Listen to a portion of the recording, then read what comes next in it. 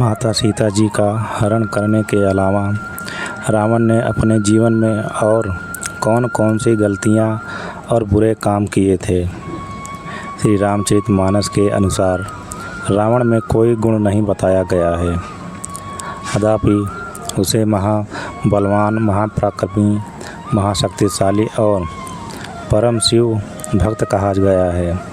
शिव भक्त होने से ही वह बलवान और तेजस्वी तथा वेद ज्ञान होने से बुद्धिमान था। शायद श्री राम भगवान के चरित्र को और उज्ज्वल मानवीय बनाने के लिए ही उसको महाशक्तिशाली, महाबलवान लिखा हो, लेकिन मानवीय गुणों की स्पष्ट कमी उसमें झलकती है। काम, क्रोध, लोभ, मोह सभी अवगुणों की खान है रावण।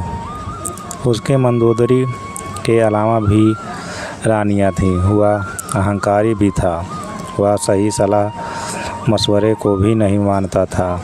न मंदोदरी की बात सुनी, न विभीषण की, और न ही माल्यवन तथा अंत में कुंभकर्ण और मेघनाद को भी श्री राम की प्रशंसा करने पर बुरा भला कहा।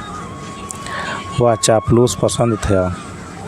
विभीषण को राज्यसभा से निकालने का कारण भी उसका अहम ही था, जो सत्य को न सुन सका, न समय को पहचान सका।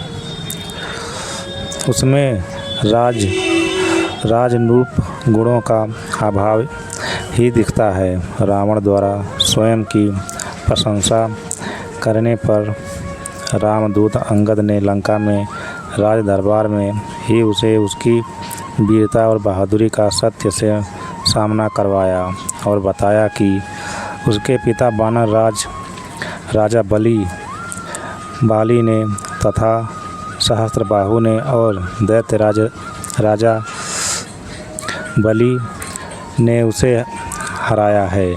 इस तरह वह अजय नहीं है। कुबेर से लंका रावण ने योग्यता या बहादुरी से नहीं, बल्कि छल कपट और उपद्रव तथा बड़े भाई की नेक नियति का दुरुपयोग कर छीनी थी। उसे किसी अप्सरा ने श्राप भी दिया था कि अगर पर स्त्री गमन वह बलपूर्वक करेगा तो उसका सिर विखंड हो जाएगा। इसलिए ही उसने सीता से जोर जबरदस्ती न कर समय दिया, समझाया, धमकाया और मनाने में लगा रहा।